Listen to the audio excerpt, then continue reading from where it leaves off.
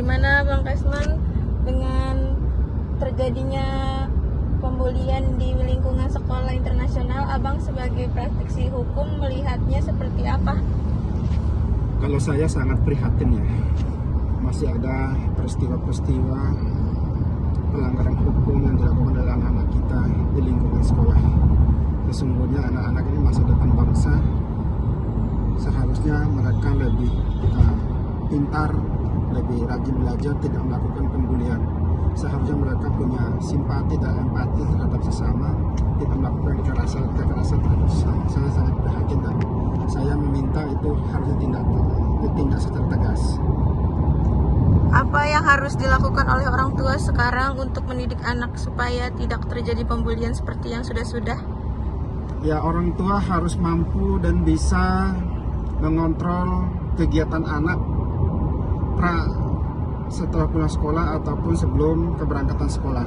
Ketika di sekolah itu menjadi tanggung jawab sekolah, menjadi tanggung jawab guru. Jadi ketika terjadi pada anak sekolah, bukan hanya orang tua yang ikut bertanggung jawab, tetapi sekolah juga harus bertanggung jawab secara hukum. Sekolah tidak hanya memberikan sanksi kepada anak, tetapi sekolah harus tetap bertanggung jawab dan diminta pertanggungjawabannya secara hukum. Terus tindakan sekolah internasional sudah benarkah men-DO si pelaku dari sekolahan tersebut? Tindakan DO yang diambil oleh pihak sekolah itu secara sanksi boleh-boleh saja, tetapi tidak menghilangkan pertanggungjawabannya terhadap anak tersebut, di mana sekolah itu harus bertanggung jawab terhadap proses tingkah laku dan perbuatan anak selama jam sekolah. Artinya gini, kalau sekolah itu tidak boleh lepas tangan ketika ada peristiwa memberikan DO, bukan hanya seperti itu.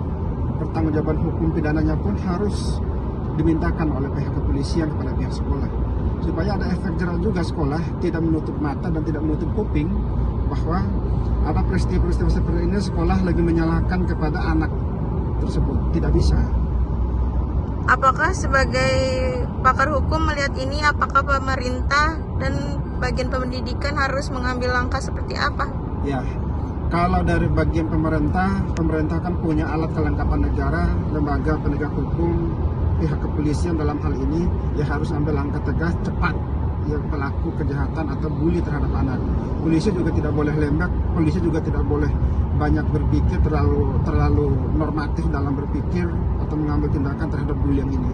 Kasih pelajaran terhadap anak-anak ini. Ya, kalau dari segi pendidikan, bidang pendidikan juga tidak boleh lembek, termasuk sekolah. Sekolah sudah menjadi kebiasaan ketika mendengar ada kelompok-kelompok, nama-nama kelompok atau perkumpulan anak, hanya membubarkan kelompok itu. Harusnya tidak, harus tindak tegas.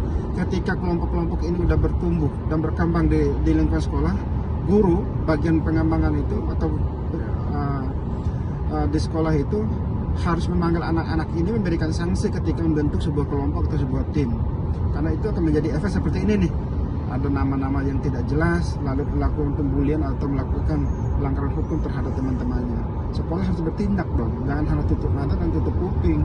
Gitu. Sekolah itu ketika dengar ada kelompok-kelompok yang dibentuk oleh anak-anak didiknya, harus segera ambil tindakan tegas, DO-kan sekalian. Jangan harus menunggu perbuatan itu dilakukan baru men-DO-kan, itu tidak ada efek. Cara mencegahnya seperti apa? Nah, pencegahannya ya ada sekolah harus lebih rajin dan aktif, guru-guru harus lebih rajin dan aktif memberikan edukasi terhadap anak-anak. Walaupun gimana pun, anak-anak saat ini adalah anak-anak kita juga yang masih panjang, yang masih cerah hidupnya ke depan.